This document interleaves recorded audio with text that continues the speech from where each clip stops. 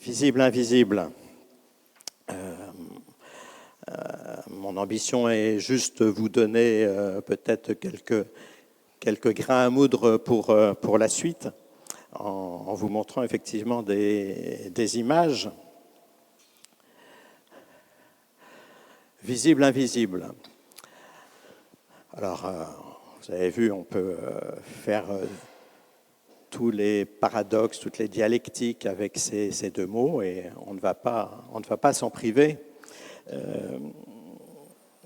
Donc depuis 3 ans au moins, vous avez droit au mois de mars, au mois d'avril, à votre sujet de devoir de vacances. Et j'avoue que je prends un certain plaisir à concocter ces petits textes avec l'aide de l'équipe POPSU pour, grosso modo, faire en sorte qu'un mot ait au moins 3 ou 4 interprétations possibles. Ce qui fait que ça laisse le champ libre à votre propre façon de voir les choses, et ça permet ensuite de construire un programme qui réorganise plus facilement l'ensemble de ce que vous faites. Alors sur visible, invisible, j'avais envie de vous faire dire des choses que vous n'avez finalement pas tellement dit. Je m'explique. Mon message, qui peut être le message parfois partagé, c'était, et ça reste, et je vais en parler un petit peu, mais pas tant que ça, qu'il faut se méfier du visible, qu'il faut se méfier du trop visible. Et finalement, j'ai eu le sentiment, et j'y reviendrai, que c'était pas trop votre tasse de thé, ça. Et que vous, ce qui vous intéressait, c'était de dévoiler l'invisible. Très bien, évidemment. Et les chercheurs et leurs compagnons de route sont là pour ça, dévoiler l'invisible. Mais pour autant, j'ai le sentiment, et je le répéterai, que si on ne se débarrasse pas du trop visible, c'est très compliqué de dévoiler l'invisible. Je résume la pensée que je vais développer un peu au fur et à mesure que je vous montrerai ces images. Alors,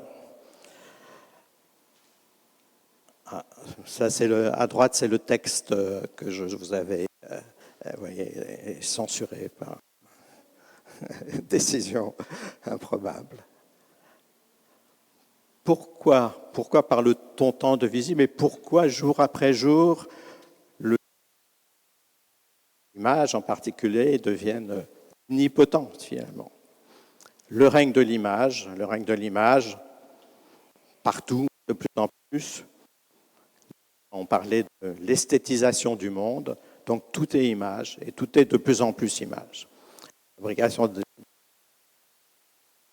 autant quantitativement puissante, ça continue, si je puis dire. Deuxième raison pour laquelle le visible plus important, ou l'a été encore plus dans nos professions, c'est le cadre de vie. Alors l'expression est un peu désuète peut-être aujourd'hui, même si on a trouvé un politique dans les discours des uns et des autres. Le cadre de vie qui a un puissant référent.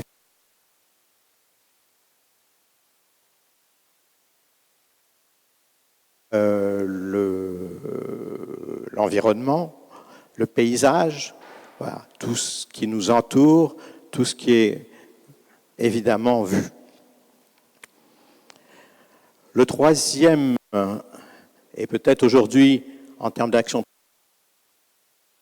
troisième motif, la troisième raison pour laquelle le visible est omniprésent, au-delà évidemment de l'évidence de son existence, c'est cette affaire d'aller sur le terrain. Il faut aller sur le terrain. Si on ne va pas sur le terrain, si on reste, on est déconnecté. Et ce n'est pas bien. Et donc, on va aller sur le terrain, on va aller arpenter, on va aller promener des ministres, des élus, les sortir de leur bureau, et on va avoir des laboratoires mobiles, évidemment, ce qui ne semble pas totalement stupide, pour aller aussi repérer un certain nombre de choses. Donc le terrain, et pas seulement le terrain de recherche, le terrain devient le nec plus ultra de la compréhension du monde. Au-delà, je le répète, de l'irréfutable, le mot est important, présence de ce visible.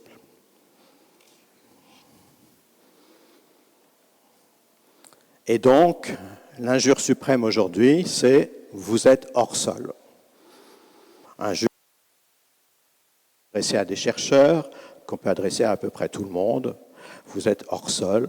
Et donc, pour ne pas être hors sol, pour ne pas subir cette critique frontale, on va arpenter le sol, fouiller le sol et crédibiliser sa relation au monde et sa relation au réel.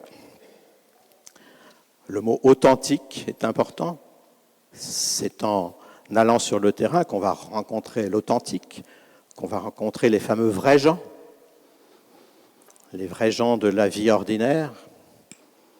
Et puis, cette idée, peut-être plus subtile, que c'est en étant au dehors, confronté physiquement avec le réel, qu'on peut aussi éprouver un certain nombre d'interprétations, ne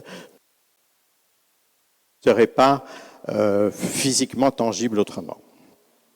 Donc, il y a effectivement quelques bonnes raisons, mais aussi quelques mauvaises, pour que ce sol, ce réel visible, soit devenu aussi omniprésent, aussi omnipotent et aussi presque exclusif de la manière de s'approprier le réel. Je crois que c'est dans un article de la revue Urbanisme que j'avais fini un article en disant le sol aussi peut mentir. Alors comme il y a des jeunes qui n'ont pas forcément les références historiques que les vieux peuvent avoir, je rappelle qu'il y a une formule célèbre sur cette histoire de mensonge et que voilà, on peut retrouver dans ces affaires de ce qui peut mentir et de ce qui ne peut pas mentir, l'idée que finalement le visible c'est peut-être le bon sens, au double sens du mot. Or, il peut mentir, il faudrait développer, bien sûr. Il peut mentir par omission, c'est la façon la plus simple de mentir, par omission. Mais il peut mentir aussi en manipulant ce que l'on voit. Et il peut mentir aussi, souvent je dirais presque par paresse méthodologique, parce qu'on ne va pas aller voir ailleurs et parce qu'on ne va pas aller voir autrement, en diversifiant les lunettes de vue. Et là, épistémologique, ni trop près ni trop loin, et dans le terrain on est trop près, et donc si terrain il y a, la distanciation, qu'elle soit physique ou conceptuelle, est évidemment importante. Lévi-Strauss dans sa jeunesse, pour ceux qui ne l'ont pas fréquenté, évidemment. Alors, je le disais, notre réponse de la communauté POPSU,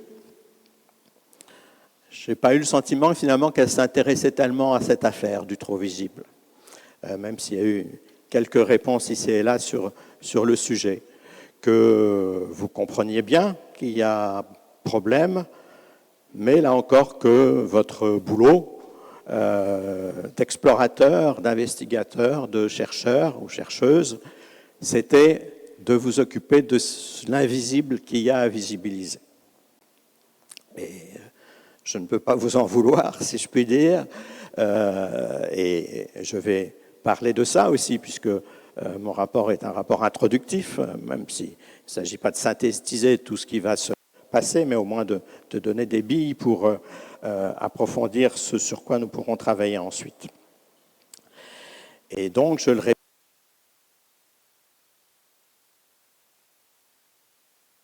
aux invisibles, il faut toujours avoir en tête pourquoi il y a cette invisibilité et comment ce qui est visible et trop visible empêche, d'une certaine manière, de rendre justice aux invisibles. Et on pourra donner quelques exemples. J'ai dû employer à trop éclairer, à trop être éclairé, le visible nous aveugle. Le visible nous aveugle parce que le mot paresse méthodique,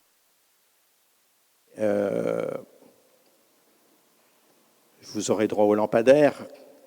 Quand un lampadaire projette son faisceau puissant sur un bout de terrain, on ne va pas voir à côté. Quand une statistique nous donne du tout coup près sur les rapports entre l'urbain et le rural, on ne va pas voir ce qu'il y a au milieu. Voilà. Donc il y a aussi cette force du visible qui est évidemment consubstantielle à la façon de raisonner, sachant que par ailleurs, pour trouver des choses nouvelles, en général, ce n'est pas là où le projecteur est clair qu'il faut aller.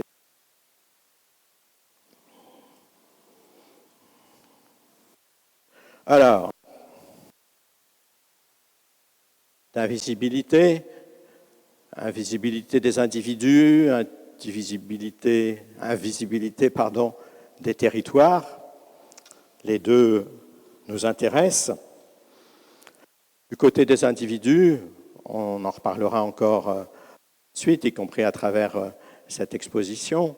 Il y a l'invisibilité sociale, culturelle, administrative, parce qu'on n'a pas de nom, parce qu'on n'a pas de papier, parce qu'on n'a pas d'identité. Invisibilité culturelle quand c'est le regard de l'autre qui visibilise. Il y a ce jeu évidemment de l'invisibilité subie ou choisie. Marie-Christine a employé cette formule quelque part. Et puis de l'invisibilité par ceux qui vous regardent ou qui justement ne vous regardent pas ou vous regardent sans y faire attention, sans qu'il y ait un regard pesé sur vous. Ouverture de livre pour illustrer ce propos, un bouquin très, très, très connu dans l'histoire des États-Unis de Ellison. Pourquoi, comment l'Amérique ne voit pas l'homme noir. Il est là, il est là. Il ne s'agit pas d'aller le dénicher au fin fond d'une campagne profonde. Il est là, mais il n'est pas vu, il n'est pas regardé. Et dans un autre genre, un ouvrage plus récent sur la place des femmes dans le jazz, sujet que je ne connais absolument pas, mais qui est intéressant au sens où la thèse est que finalement les femmes sont là, mais qu'elles pourraient peut-être faire en sorte d'être plus visibles. Voilà. Et qu'il y a d'une certaine façon peut-être un peu là une invisibilité choisie qui questionne par rapport à ce qu'on peut avoir envie de faire dans l'évolution du jazz. Dans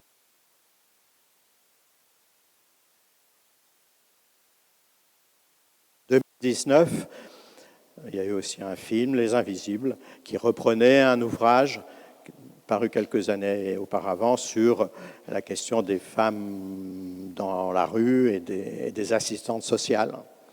Deux catégories, chacune à sa manière, invisibilisées par la société.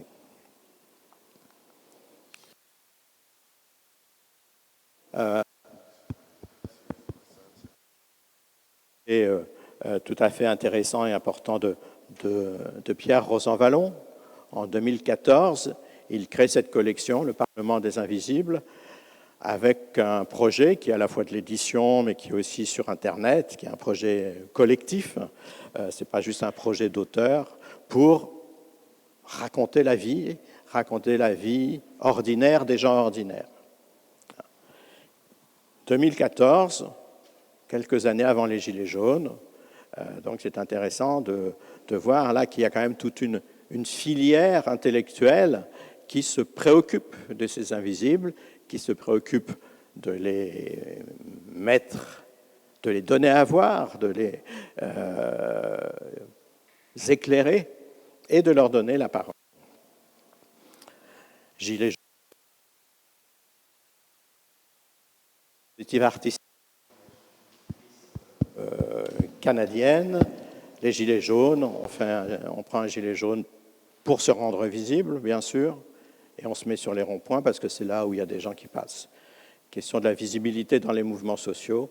Est-ce qu'il vaut mieux être sur les Champs-Élysées avec la télévision ou sur des ronds-points avec moins de télévision, mais peut-être plus de gens qui vous...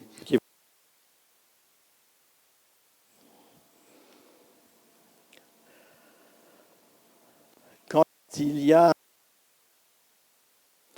Souvent, il y a une espèce de manipulation plus ou moins consciente pour que l'observateur, l'observatrice détourne son regard. On le leurre d'une certaine manière. J'ai 3 exemples qui me semblent intéressants.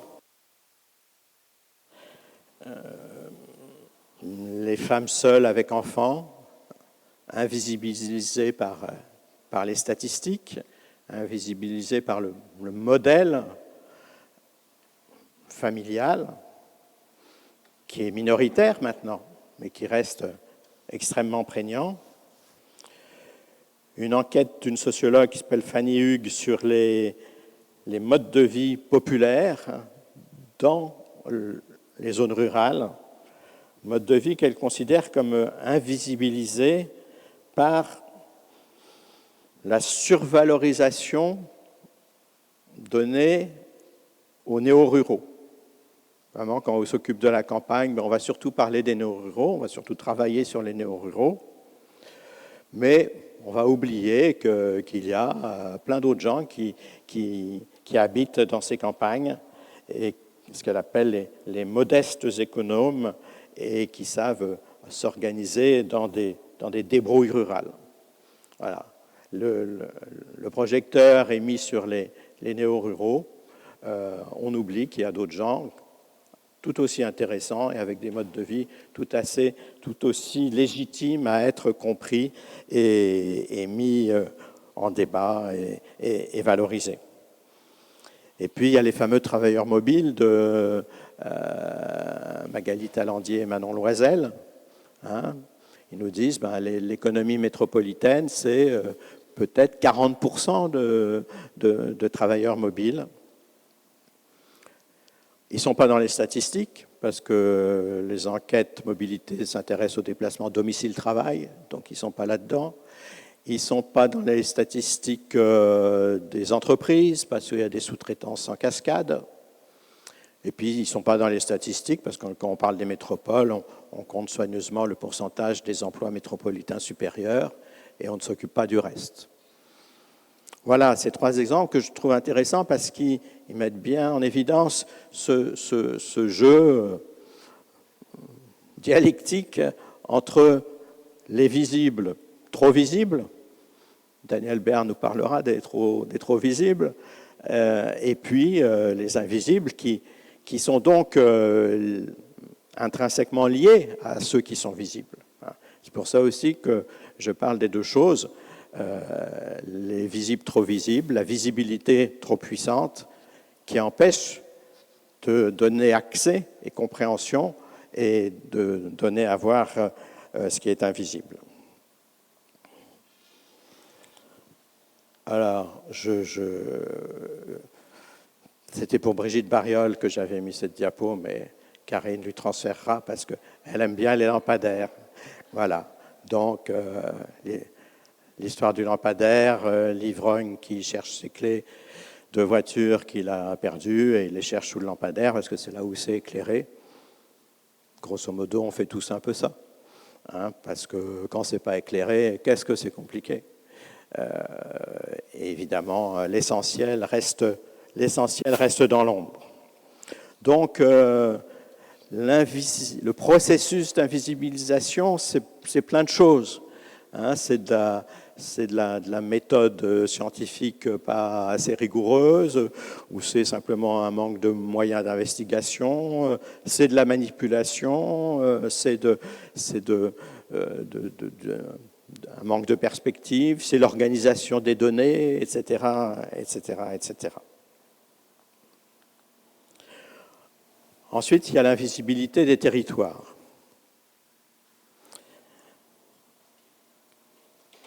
Alors les territoires, on pourrait se dire quand même, les territoires, on voit ce que c'est, on a des cartes, etc. Bon, de cartes, et puis on a des territoires qui ne sont pas sur les cartes, on a des territoires qui ne sont pas sur les panneaux de signalisation, on a des territoires qui ne sont pas nommés, qui ne sont pas catégorisés. Alors le plus bel exemple auquel vous ne pouvez pas échapper, c'est évidemment le périurbain. C'est le périurbain. Monique Poulot, la présidente du conseil scientifique de ruralité, je ne sais plus, du pacte ruralité, dit le rural a été caché par l'urbain. Elle a tout à fait raison. Mais aujourd'hui, le rural, il cache le périurbain. Il cache le périurbain. Je passe rapidement, hein, mais c'est quand même une histoire amusante, puisque l'INSEE a transformé ses zonages. En transformant ces zonages, elle a récupéré un zonage en carroyage de niveau de densité. Et donc, en première couche, si je puis dire, de catégorisation, elle a oublié ce qu'on appelait les couronnes périurbaines. On avait l'unité urbaine et l'aire urbaine, et entre les deux, il y avait les couronnes périurbaines. Là, on a au départ 7, et ensuite 4 catégories, qu'on a même gentiment dans beaucoup de documents, ramassés en 2 catégories, et ça tombe bien, c'est l'urbain et le rural. Et voilà, donc le tiers-espace cher à Martin Vanier n'est plus là. Alors c'est une affaire intéressante, je vous raconterai ça une autre fois. Il se trouve que parmi les trop nombreuses choses que je préside la commission territoire du Conseil national de l'information statistique. Le CNIS, qui est un endroit passionnant, quelques-uns le fréquentent, qui est là pour mettre en dialogue les producteurs de la statistique publique, en gros l'INSEE et les services statistiques des ministères, et les utilisateurs de la statistique publique. Et donc il y a plein de sujets sur observer les prix immobiliers, etc., etc.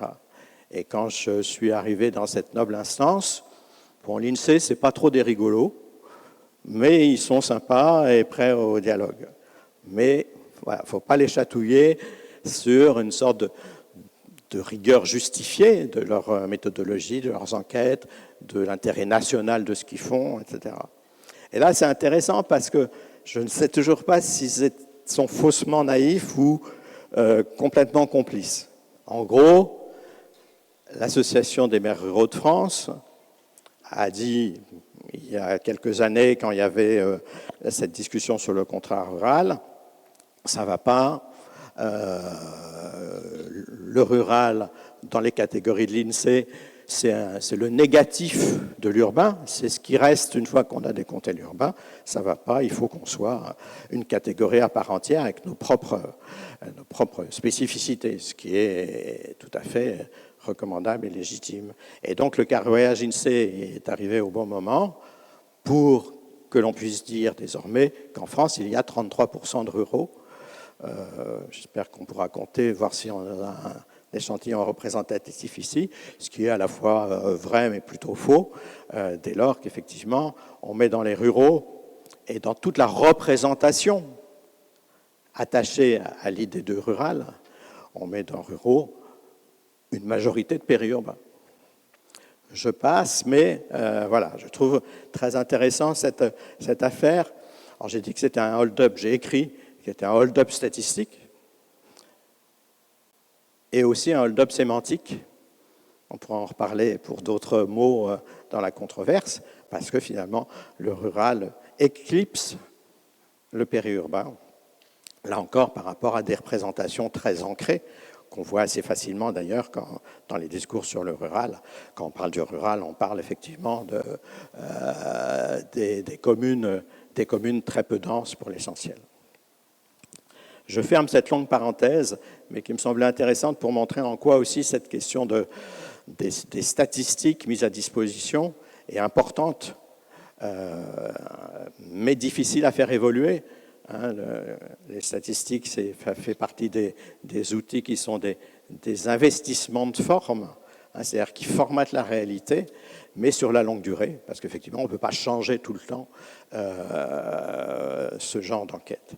Si vous aviez la complication de changement, par exemple, d'une seule question dans le questionnaire du recensement, on se dit qu'effectivement, on est peut-être un peu en retard sur l'évolution de la société par rapport à ces outils statistiques. Mais je continue sur l'invisibilité des territoires. Il y a aussi quelques bouquins intéressants. Genevois et Nouchet qui s'intéressent au silence géographique. Voilà, pourquoi dans telle carte, là, on ne voit pas très bien ce qui se passe, et ils vont nous dire ce qui se passe. Philippe Vassé, qui s'était passionné pour les Blancs dans la carte de la région parisienne, et qui a été voir ce qui se passait dans ces Blancs. Et puis un bouquin beaucoup plus récent, je vais rendre hommage aux auteurs qui n'ont même pas mis leur nom sur la couverture, Geoffroy Mathieu et Jordi Balesta, qui se sont intéressés et qui ont photographié des espaces qui ne sont jamais signalés, mais qui sont en fait les espaces, j'oserais dire aménagés, mais le terme est faux, désaménagés pour interdire l'intrusion, en particulier des gens du voyage, sur ces espaces. Donc une sorte de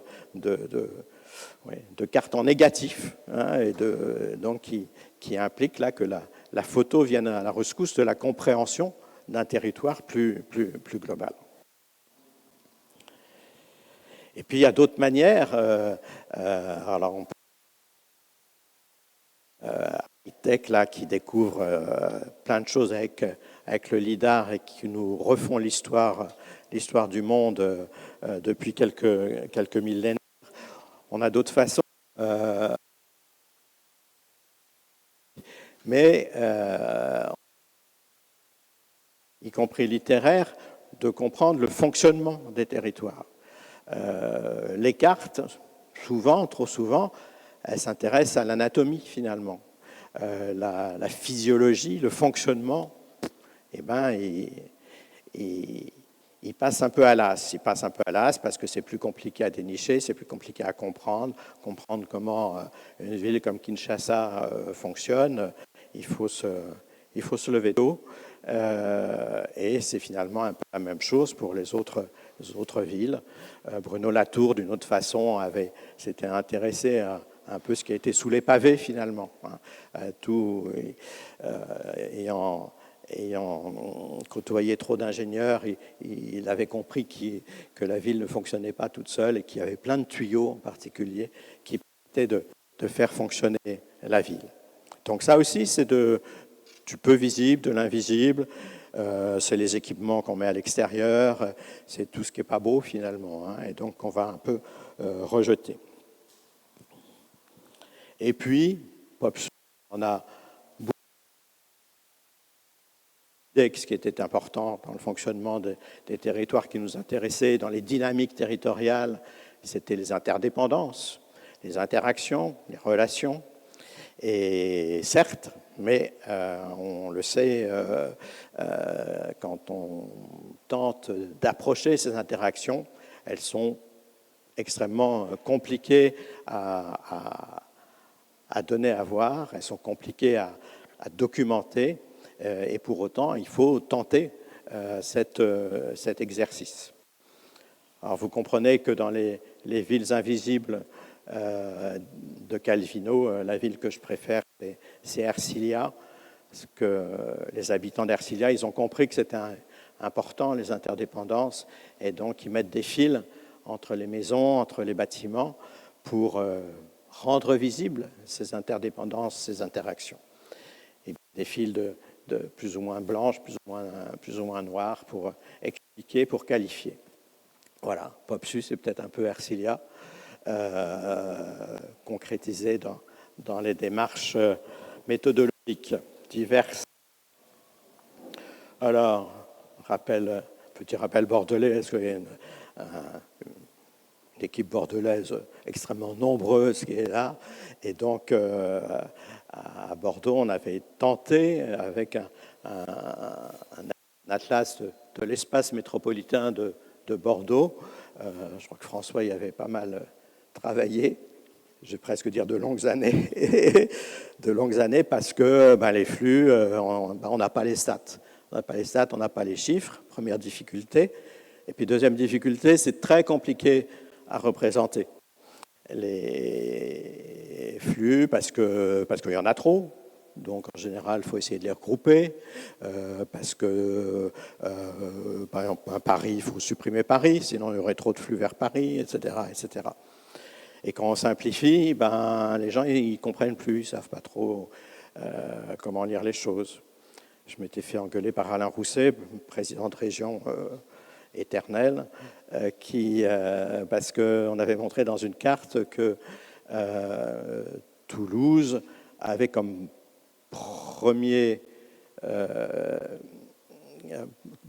que Pau avait comme premier voisin, non pas Bordeaux, mais Toulouse. Voilà. Ce que chacun peut savoir, mais qu'on avait quantifié et montré. C'était quand même embêtant parce que Rousset a payé très cher une autoroute, lui comme d'autres présidents de région, pour que Pau soit mieux raccordé à Bordeaux. Fin de l'autre note de bas de page.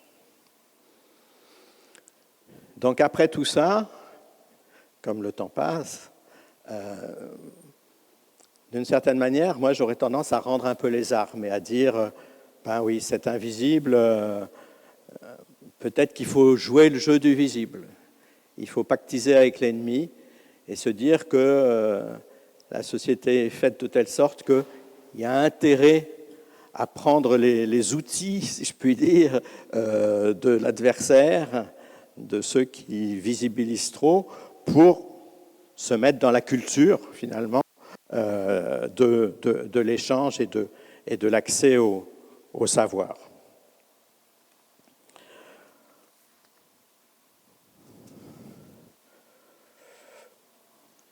Alors, voilà, rendre perceptible l'imperceptible. Quelques exemples très rapides.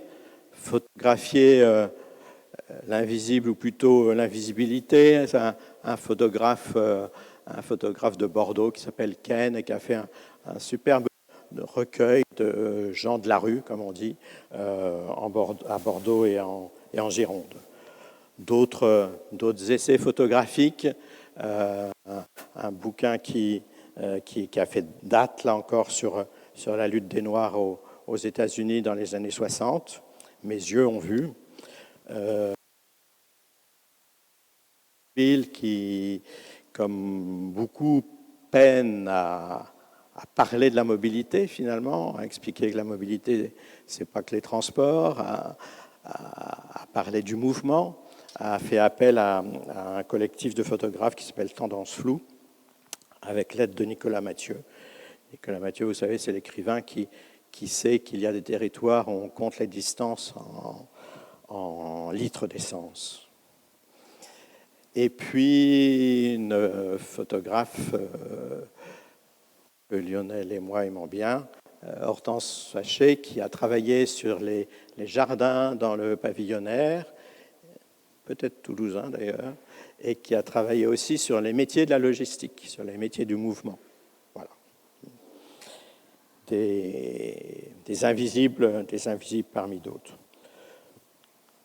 Je vais passer très vite. Il y a une manière de visibiliser au-delà de l'image, c'est mesurer. C'est mesurer. C'est vrai que souvent, quand on fait sur la transition climatique, ils disent on manque de scores, par exemple des scores sur les énergies fossiles, façon de Nutri-Score. Quand on dit qu'il faut s'occuper des piétons, on dit on pourrait inventer un indice de marchabilité. Voilà, la mesure est une manière, au-delà de l'image, de visibiliser des sujets. Et puis il y a les démarches artistiques. J'ai compris que ça vous avait bien intéressé, ça. Je donne deux, trois exemples. Ça, c'était à la COP 21 à Paris. 12 gros blocs de glace venus du Groenland, agencés par un artiste danois. Et avec la fonte de ces blocs de glace, expliquer, rendre perceptible l'urgence à s'intéresser aux questions climatiques avant que tous les icebergs aient fondu. 3 exemples. Nos amis nantais nous diront si ce lampadaire nuage existe toujours. Normalement, il est censé, suivant la couleur, indiquer un niveau de pollution de l'air. Même chose pour l'image d'en bas, aux États-Unis, où une artiste numérique transforme les captages de pollution diverses et variées en une sorte de fontaine numérique qui change de couleur. Et puis au milieu, c'est un projet de petit village résilient avec des mâts qui donnent les niveaux de ressources en eau, en énergie et je ne sais plus quoi. Aussi avec qui consomment quoi. Bon, un petit côté Big Brother, mais c'est intéressant aussi. En tout cas, vous voyez bien l'idée de rendre visible l'invisible à travers des taux de pollution qu'on a tous les jours si on regarde Internet, mais qui ne sont pas rendus directement perceptibles. Je vais aller plus vite. Le pont de Montréal, le pont Jacques-Cartier. Alors lui, c'est plus sophistiqué, il prend le pouls de la ville en regardant ce qui se passe sur les réseaux sociaux, sur Twitter, etc. Voilà. Allez regarder ça, c'est plus sophistiqué que ce que je vous dis, mais c'est très intéressant. Pour finir, je vais revenir sur mon propre thèse, sur mon propre argument. Finalement, est-ce que tout ça ne nous aveugle pas? Est-ce qu'il n'y a pas ce que d'aucuns peuvent appeler la tyrannie du visible? Alors la tyrannie du visible, c'est faire des villages Potemkin. Vous savez, ce ministre de la tsarine Catherine II qui voulait montrer, alors c'est une légende, hein, disent les historiens, mais c'est légende, c'est bien pour expliquer. Voilà, on fait des façades, on fait le décor. On fait le décor et ce qu'il y a derrière, de façon à la fois physique et métaphorique, c'est pas très grave. Le jour où Jean-Baptiste fera ça, on le préviendra. Detroit aux États-Unis, probablement la ville qui a produit directement ou indirectement le plus de livres de photos. Il faut que vous y alliez. Et ce qui est intéressant, c'est que ces livres de photos, on y croit à la photo, même si on se doute un peu maintenant qu'il ne faut pas y croire tant que ça. Mais des vraies photos, donnent 2 discours. Et un discours Détroit, c'est le vide post-apocalyptique. Et puis il y a un autre discours, à Détroit s'invente la ville-jardin, la ville presque pas capitaliste, la ville où on s'entraide, voilà. L'idéal versus l'apocalypse. C'est la même ville qui est photographiée. Et ce livre de Raphaël Guidé, qui s'appelle La ville d'après, vous explique ça très, très bien.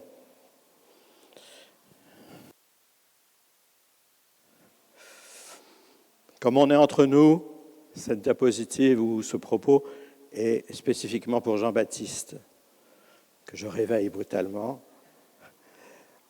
Jean-Baptiste sait que j'aime les architectes, mais ayant écrit des choses légitimes et pertinentes pour plutôt mettre un peu en controverse la question du rôle des architectes dans l'urbanisme, j'ai trouvé un livre qui m'a beaucoup plu. C'est un architecte finlandais qui est très, très lu dans le monde anglo-saxon et qui a été traduit en français et qui a une critique virulente de l'urbanisme. Alors, sa critique virulente, elle ne va pas évidemment jusqu'à déposséder l'architecte de son rôle. Lui, il est beaucoup plus sur le fait de revaloriser les autres sens et pour dévaloriser d'une certaine manière l'œil et le sens de la vue. Mais il a des propos extrêmement intéressants là-dessus que je partage. Et évidemment, l'acmé de l'urbanisme rétinien, c'est un président de la République en admiration devant une maquette de la très grande bibliothèque. Sait-il qu'il y a des livres dans les tours qui sont en train de chauffer? Sait-il qu'il y a des escaliers où on se casse la figure? Sait-il que le jardin sera accessible ou pas? Probablement non. Voilà. Mais un président devant une maquette, c'est un grand classique et c'est, si PopSu peut éclairer la décision publique d'une certaine manière, peut-être en disant qu'il y a une autre manière de donner un avis ou de prendre connaissance d'un projet d'architecture voie d'urbanisme. Ce qui ne met évidemment pas du tout en cause la place de la maquette comme outil de travail, mais qui peut la mettre en cause comme manière de donner à voir et à comprendre un projet architectural ou urbanistique. Donc, cette critique de l'urbanisme rétinien, je prendrai deux exemples qui sont mes thèmes redondants, mais que je trouve amusants et éclairants. Monsieur le maire me dit, vous voyez, à côté du tramway, ça construit. Alors vous me dites, là, il n'y a pas d'effet déstructurant. Mais si, il y a bien des effets structurants. Et d'abord, je lui dis, mais oui, mais vous savez, mais ça construit plus ailleurs. Mais le ailleurs, il n'y va pas. Donc la prégnance du visible est même intégrée par les intelligents d'entre nous, comme on disait il y a quelques décennies. Effet structurant, la gare TGV d'Avignon. Effet structurant. Le problème, c'est que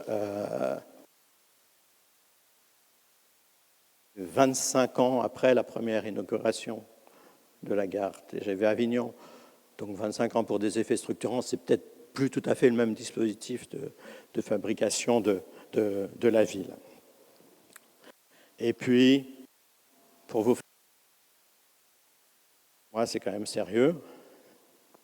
Quand on parle de mobilité active, d'abord, il y a un petit hold-up sémantique. Vous vous amuserez à regarder ça. Le texte ou le propos qui suit l'expression mobilité active est à 99% consacré au vélo. Et la plupart des textes ne font même pas semblant de parler de la marche. Et la deuxième chose intéressante, c'est que